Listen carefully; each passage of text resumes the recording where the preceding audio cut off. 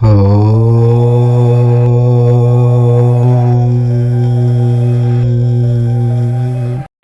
బుధవారం మంచి రోజు. రాత్రి 8 తర్వాత మందార ఆకులతో ఇలా చేస్తే చాలు, భూములు కొంటూనే ఉంటారు. మీ జీవితం అద్భుతంగా మారిపోతుంది. ఇల్లు స్థలాలు కొనుక్కునే అవకాశం వస్తుంది. చాలామంది ఇల్లు కొనుక్కోవాలని లేదా భూములు కొనుక్కోవాలని ఎంతో ఆశపడుతూ ఉంటారు. కానీ ఎంత కష్టపడినా కొనలేరు. మరికొంతమంది దగ్గర భూమి ఉంటుంది, కానీ ఆ భూమిలో ఇల్లు కట్టలేకపోతూ ఉంటారు.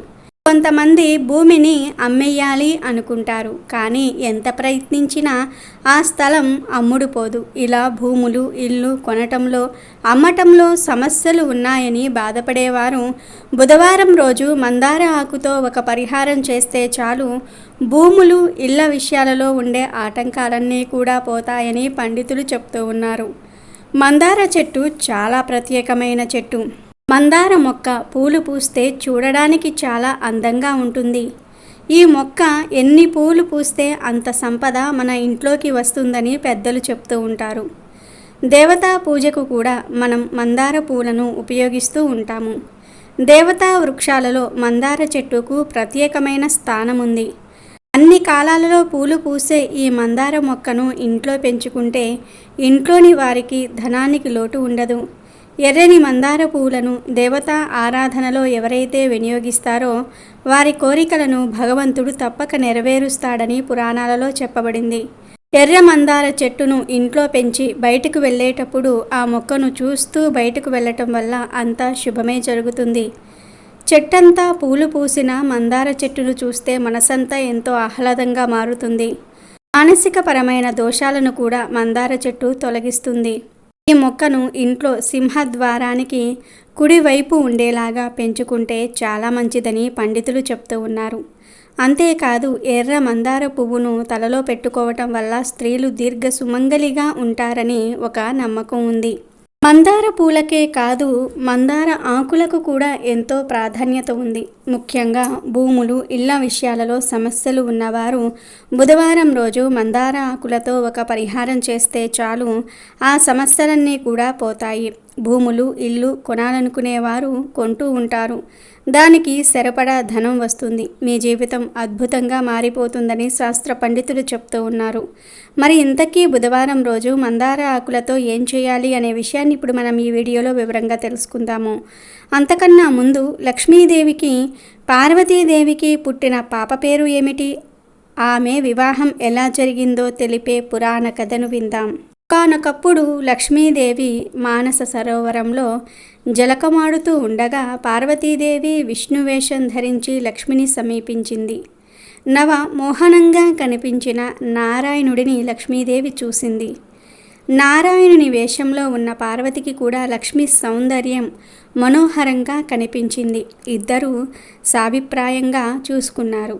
ఆ చూపుల కలయికలో సరోవరంలో ఒక స్వర్ణ కమలం లేచింది. అందులో దగదగా మెరిసిపోతున్న పసిపాప ఉన్నది. లక్ష్మి నారాయణుడి దగ్గర చేరి కౌగిలించుకున్నది.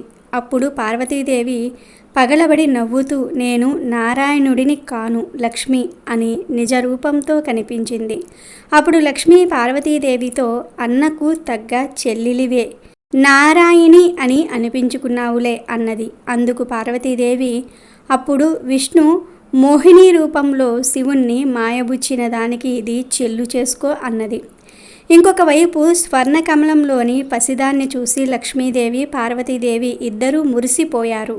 అపారమైనటువంటి ప్రేమ పుట్టి చేతుల్లోనికి తీసుకున్నారు ఆ పసిపాపను. అప్పుడు విఘ్నేశ్వరుడు వచ్చి, తల్లులారా, మీ ఇద్దరి అంశలతో అవతరించిన ఈ బిడ్డ పార్వతీ పరంగా జయ, లక్ష్మీ పరంగా స్త్రీ కలిసి జయశ్రీగా పేరు పొందుతుంది. ఆమెకు వరుడు కూడా శివకేశవుల అంశలతో అవతరించి ఉన్నాడు అని చెప్పి పసిదానితో ఉన్న స్వర్ణ కమలాన్ని కావేరీ నదిలో ఉంచి రమ్మని వాయుదేవునికి చెప్పాడు. వాయుదేవుడు అలాగే జయశ్రీని కావేరీ నదికి చేర్చాడు. దక్షిణ ప్రాంతాన్ని పాలించే చక్రవర్తి స్వర్ణ కమలంలో కనిపించిన బాలికను వరప్రసాదంగా లభించిన పుత్రికగా తీసుకుని వెళ్ళి నామకరణ మహోత్సవం జరిపించుతూ ఉండగా ఆకాశవాణి ఈ పాపకు జయశ్రీ అని పేరు పెట్టండి అని పలికింది. చక్రవర్తి కూడా ఆ పేరే పెట్టాడు. తరువాత జయశ్రీ రాకుమారిగా పెరిగి ముల్లోకాల్లో తనంతటి సౌందర్యవతి సాహసవంతురాలు ఉండదు అనిపించుకున్నది. జయశ్రీకి రాజభవనం కంటే ప్రకృతి సౌందర్యంతో నిండి ఉండే అరణ్యాల్లో నివసించటమే ఇష్టంగా ఉండేది. విల్లుమ్ములు ధరించి వన్యమృగాలను అదుపులో ఉంచుతూ తిరుగుతూ ఉండేది. ఇంకొక వైపు హరిహరాంశలతో స్వామి అనే ఒక అబ్బాయి అవతరించాడు. స్వామి కైలాసం వెళ్ళి విఘ్నేశ్వరుని కుమారస్వామిని కలుసుకోవాలని ఎన్నాళ్ళుగానూ అనుకుంటూ ఉన్నాడు. ఒకనాడు స్వామి అలాగే వెళ్ళాడు. విఘ్నేశ్వరుణ్ణి కుమారస్వామిని కలుసుకొని ఆనందంగా ముచ్చటలాడుతూ మానస సరోవర జల విహారం చేస్తూ ఉండగా విఘ్నేశ్వరుడు స్వామితో, ఈ మానస సరోవరంలోనే లక్ష్మీ పార్వతుల తేజస్సులతో నీకు కాబోయే దేవేరి ఉదయించింది అని అన్నాడు. స్వామికి కుతూహలం కలిగిన అణుచుకున్నాడు. స్వామి కొంతకాలం అక్కడ గడిపి వెళ్ళబోతూ ఉన్నప్పుడు విఘ్నేశ్వరుడు స్వామితో, స్వామి, మాకంటే పెద్దవాడివైన నీవు బ్రహ్మచారిగా ఉండటం బాగాలేదు, సత్వరంగా నీకు కళ్యాణం తప్పదు అన్నాడు. తరువాత కుమారస్వామి విఘ్నేశ్వరుడు స్వామికి ఘనంగా వీడ్కోలు ఇచ్చారు. స్వామి నిజ నివాసానికి చేరుకున్నాడు. ఒకనాడు స్వామి వినోదంగా పెద్ద పులి మీద స్వారీ చేస్తూ అరణ్యంలో తిరుగుతూ ఉండగా పులిని కదలనివ్వకుండా చుట్టూరా బాణాలు రివ్వు రివ్వున నాటుకున్నాయి. స్వామి బాణాలు వచ్చిన దిశగా కోపంగా చూశాడు. కోపం పటాపంచలయ్యింది. ఎందుకంటే అక్కడ విల్లుమ్ములతో టీవీగా నిల్చుని చిరునవ్వు విసిరిన జయశ్రీ కనిపించింది. స్వామి గుండెల్లో ఆ చూపులు బాణాల్లాగా గుచ్చుకున్నవి. స్వామి అంతర్ధానమయ్యాడు. జయశ్రీకి స్వామిని గురించి విఘ్నేశ్వరుడు కలలో అదివరకే చెప్పి ఉన్నాడు. జయశ్రీ అతని కోసమే అరణ్యాల్లో తిరుగుతున్నది. నారాయణుడి ఆదేశంతో చక్రవర్తి జయశ్రీకి స్వయంవరం ఏర్పాటు చేశాడు. రాజాది రాజులుగా మారు రూపాలతో ఇంద్రాది దేవతలు కూడా వచ్చారు. స్వామి ఒక సాధారణ శబర యువకుడి రూపంతో విల్లుమ్ములు ధరించి పెద్ద నల్లని కుక్కను వెంటబెట్టుకొని వచ్చాడు. రాజాది రాజులు టీవీ ఒలకబోస్తూ శబర యువకుణ్ణి, అతని పెంపుడు కుక్కను ఎగతాళి చేశారు. స్వామి సింహద్వారానికి అడ్డంగా అందరినీ కారాగారంలో బందీలు చేసినట్లుగా కుక్క మీద కూర్చున్నాడు. కుక్క పెద్ద పులిగా మారింది. భయంకరంగా గాండ్రుమన్నది. జయశ్రీ స్వామిని గుర్తించి చరచరా వచ్చి వరమాల వేసి వరించింది. స్వామి జయశ్రీని పులి మీద ముందు కూర్చుండబెట్టుకున్నాడు. దేవతలకు కోపం వచ్చింది. శబర యువకుని మీద ఊకుమ్మడిగా విరుచుకుపడి ఆయుధాలు తీశారు. స్వామి విల్లుమ్ములు తీసి అందర్నీ ఎదుర్కొన్నాడు. అతని బాణ ప్రయోగ ధాటికి దేవతలు చల్లా చెదురై నిజ రూపాలతో అస్త్రాలు ప్రయోగించారు. స్వామిని ఎలాంటి అస్త్రము తాకలేకపోయింది. ఇంద్రుడి వజ్రాయుధం కూడా పనికి మాలినది అయ్యింది. అప్పుడు స్వామి తన నిజరూపంతో హరిహర స్వామిగా సాక్షాత్కరించాడు. దేవతలు చేతులు ఎత్తి నమస్కారాలు చేశారు. శరణం స్వామి అన్నారు. స్వామి జయశ్రీల కళ్యాణం దేవాది దేవతల మధ్య మహావైభవంగా జరిగింది. జయశ్రీతో స్వామి నిజ నివాసానికి వెళ్ళాడు. ఆ విషయంలోనికి వస్తే ఇల్లు భూములు కొనుక్కోవాలని ఆశపడేవారు బుధవారం రోజు రాత్రి 8 తర్వాత చక్కగా 2 మందార ఆకులను తీసుకోండి. ఈ మందార ఆకులను రాత్రిపూట కొయ్యకూడదు. పగటి పూటే కోసి దాచి ఉంచుకోండి. రాత్రి 8 దాటిన తర్వాత ఆ మందార ఆకులను తీసుకోండి. ఆ మందార ఆకులను ఒక్కదానిపై ఒకటి ఉంచి ఆ 2 మందార ఆకులను పూజ గదిలో గణపతి ఫోటో ముందు పెట్టండి. తర్వాత ఈ ఆకుల మీద కొంచెం బెల్లం పెట్టండి. అంటే ఆ ఆకుల మీద పట్టినంత బెల్లం పెట్టండి. ఆ తర్వాత బెల్లం మీద కొన్ని ధనియాలను కూడా వేయండి. 1 స్పూన్ ధనియాలు వేస్తే సరిపోతుంది. ఇలా వేసిన తర్వాత ఆ మందార ఆకును అలా కదవకుండా వదిలేసి కొబ్బరి నూనెతో దీపం వెలిగించండి. మీ కోరికను దృఢంగా దేవుడికి చెప్పుకోండి. మాకు ఇల్లు భూములు కొనుక్కునే శక్తి రావాలి, సరిపడా ధనం రావాలి, లేదా ఇల్లు భూములు సేల్ అవ్వటం లేదు, అవి సేల్ అయ్యేలాగా చూడు స్వామి అని దృఢంగా సంకల్పం చెప్పుకోండి. ఇక తర్వాత ఆ మందార ఆకును బెల్లాన్ని ధనియాలను దేవుడి ముందు అలా వదిలేసి మీరు పడుకోండి. మళ్ళీ మరునాడు ఉదయం స్నానం చేసిన తర్వాత పూజ గదిలోనికి వెళ్ళి మందార ఆకును బెల్లంను ధనియాలను తీసుకుని వెళ్ళి ఎక్కడైనా సరే భూమిలో పాతి పెట్టేయండి. అందరూ నడిచే ప్రదేశంలో పాతి పెట్టవచ్చు, లేదా మీ పెరట్లో చోటు ఉంటే అక్కడ పాతి పెట్టవచ్చు. ఏదైనా సరే చెట్టు మొదట్లో పాతి పెట్టేయవచ్చు. ఇలా మొత్తం 3 లేదా 5 లేదా 7 బుధవారాల పాటు మందార ఆకులతో ఈ చిన్న పరిహారం చేస్తే చాలు, భూములు, ఇల్లు కొనుక్కునే మంచి అవకాశాలు వస్తాయి. కాబట్టి ప్రతి ఒక్కరూ కూడా బుధవారం రోజు మందార ఆకులతో ఈ చిన్న పనిని చేసి భూములు, ఇల్లు కొనుక్కొని ఆనందంగా జీవించండి. వారంలోని ప్రతి రోజుకు ఏదో ఒక విశిష్టత ఉంటుంది. అలాగే బుధవారానికి కూడా కొన్ని నియమాలు ఉన్నాయి.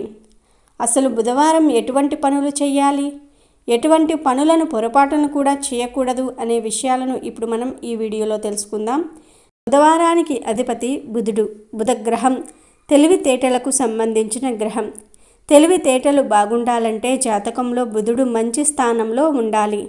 బుధవారం చాకచక్యంగా చేసే పనులు అంటే తెలివితేటలతో పూర్తి చేసే పనులను చేయడానికి చాలా మంచి రోజు.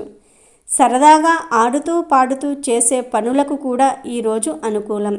అలాగే కమ్యూనికేషన్ స్కిల్స్ను పెంచుకోవడానికి కూడా బుధవారం మంచి రోజు. అంటే భావాలను ఈరోజు వ్యక్తపరిస్తే చేసే పనిలో విజయం లభిస్తుంది.